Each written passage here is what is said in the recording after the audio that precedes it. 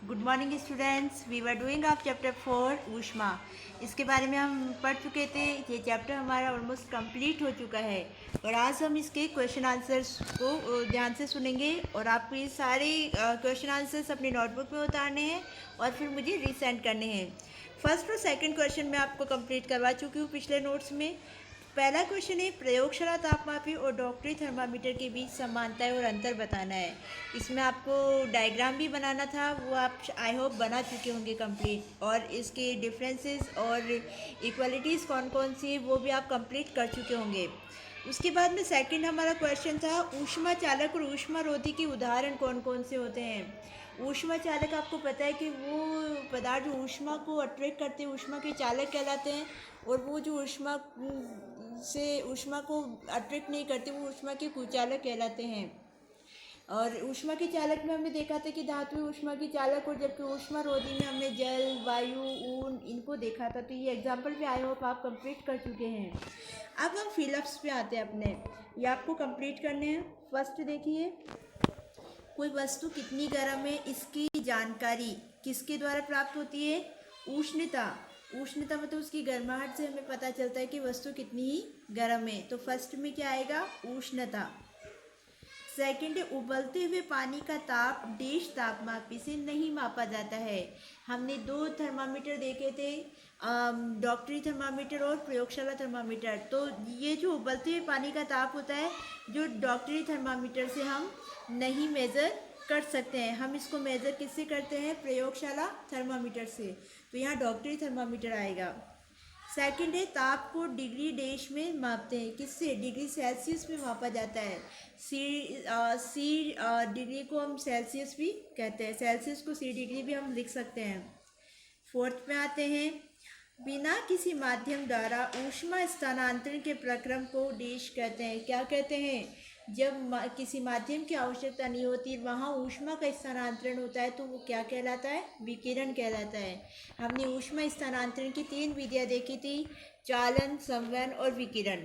तो चालन में क्या होता है? ठोस में ऊष्मा का स्थानांतरण होता है, संवहन में द्रवों में ऊष्मा का स्थानांतरण होता है, और विकिरण में क्या होता है कि बिना माध्यम के ऊष्मा का स्थानांतरण होता है। तो इसमें क्या आएगा? राइट आंसर विकिरण आएगा। नेक्स्ट, स्टील की एक ठंडी चम्मच गर्म दूध के प्याले में रखी गई है। यह अपने दूसरे सिरे तक ऊष्मा का स्थानांतरण डैश प्रक्रम द्वारा करेगी। ऑब्वियसली चालन के द्वारा। यहाँ पे आंसर क्या आएगा? चालन आएगा, क्योंकि वो ठोस है। नेक्स्ट है हल्के रंग के वस्त्रों की अपेक्षा डैश रंग के वस्त्र ऊष्मा अधिक अवशोषण करते हैं। तो क्या आएगा? गहरे रंग के कपड़े क्या करते हैं? ऊष्मा अधिक अवशोषण करते हैं। अब हम कॉलम मैचअप्स देखते हैं। कॉलम ए में दिए गए कॉलम बी के शब्दों से हम मिलान करते हैं। फर्स्ट पे आ जाते हैं। फर्स्ट देखिए, थल समीर के बहने का समय। थल समीर कब बहती है? थल समीर हमारी बहती है दिन के समय, दिन में, यानी कि फर्स्ट में थर्ड 3 से मैच करेंगे हम।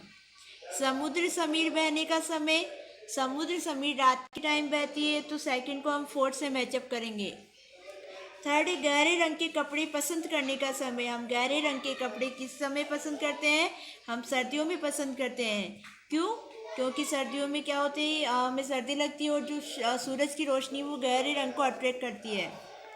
हल्के रंग के कपड़े पसंद करने का समय गर्मियाँ हैं। तो ये हमारा कॉलम क्वेश्चन नंबर 4 भी कंप्लीट हो चुका है। अब हम आते हैं क्वेश्चन नंबर 5 पर। सर्दियों में एक मोटा वस्त्र पहनने की तुलना में उसी मोटाई का कई परतों का बना वस्त्र अधिक उष्णता क्यों प्रदान करता है? क्यों प्रदान करता है?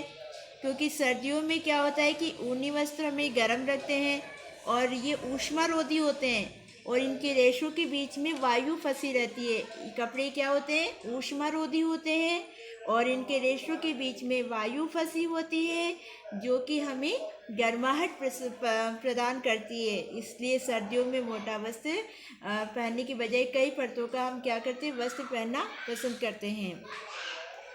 ये हमारा क्वेश्चन कंप्लीट हो चुका है। अब हम 6 पे आते हैं। इसमें हमें यह अंकित करना है कि कहाँ चालन, कहाँ संवहन, कहाँ विकिरण द्वारा ऊष्मा स्थानांतरित हो रही है। सबसे पहले हम चालन, संवहन और विकिरण को देख लेते हैं कि ये होते क्या हैं। तो चालन क्या होता है? चालन ऊष्मा संचरण के लिए माध्यम की आवश्यकता होती है। चालन में माध्यम की आवश्यकता होती है। संवहन में किसी माध्यम की आवश्यकता नहीं होती ऊष्मा संचरण के लिए, और विकिरण में भी नहीं होती है। और चालन में एक कण दूसरे कण में संचारित होता है। चालन ऊष्मा एक कण से दूसरे कण में संचारित होती है। सेकंड, संवहन में क्या होता है? ऊष्मा ग्रहण करने के लिए कण स्रोत के पास जाते हैं। एक जगह से दूसरी जगह पर स्रोतों का संवहन होता है। इस तरीके से विकिरण में कोई संवहन नहीं होता है। तो इसमें हमें ये देखना है कि चालन कहाँ है, संवहन कहाँ हो रहा है और विकिरण कहाँ हो रहा है।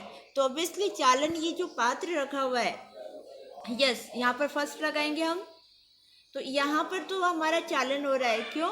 क्योंकि इसमें माध्यम की आवश्यकता हो रही है, ऊष्मा मिल रही है, और ऊष्मा से वो पानी गर्म हो रहा है। ओके, और ऊष्मा का संचरण चारों ओर हो रहा है। सेकंड, हम देखेंगे संवहन कहाँ हो रहा है। संवहन द्रव में होता है। तो यहाँ जो लिक्विड भरा हुआ है वहाँ पर सेकंड आपकी संवहन आएगा। और थर्ड है विकिरण। विकिरण ऑब्वियसली जहाँ पर किसी माध्यम की आवश्यकता नहीं होती, ये जो ज्वाला है वो विकिरण का अपने काम करेगी। तो थर्ड में क्या आएगा? विकिरण थर्ड में आएगा।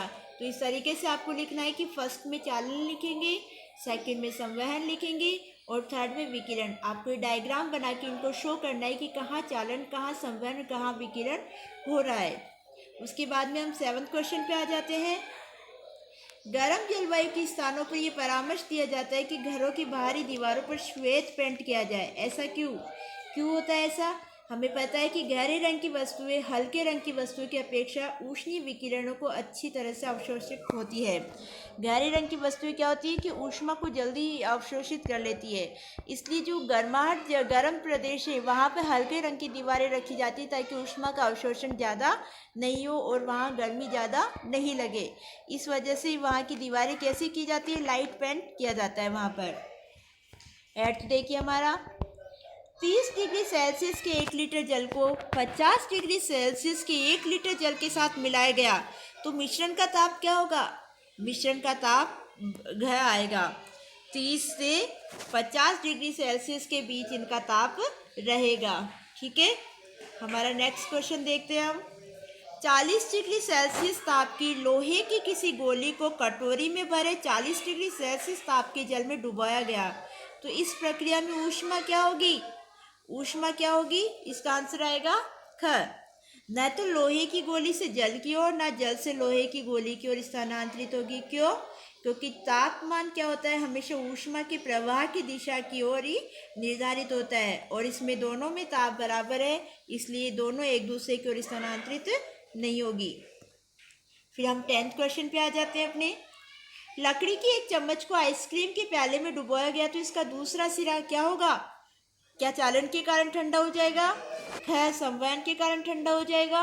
ग, विकिरण के कारण ठंडा हो जाएगा। घ, ठंडा नहीं होगा।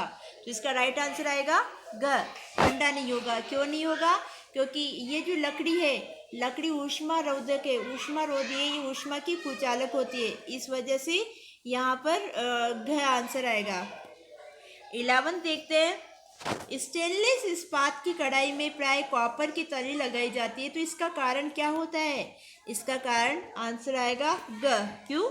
स्टेनलेस इस्पात की अपेक्षा तांबा ऊष्मा का अधिक चालक होता है। तांबा ऊष्मा का चालक होता है, वो ऊष्मा को ज़्यादा अट्रैक्ट करता है, इस वजह से बर्तनों पे तांबे की परत लगाई जाती है। सो स्टूडेंट्स, हमारा ये चैप्टर पूरा कंप्लीट हो चुका है। आप इस सार अब तक के 4 चैप्टर हमारे कंप्लीट हो चुके हैं। आप इन्हें कंप्लीट वर्क करके मुझे रीसेंड करें। Okay, thank you.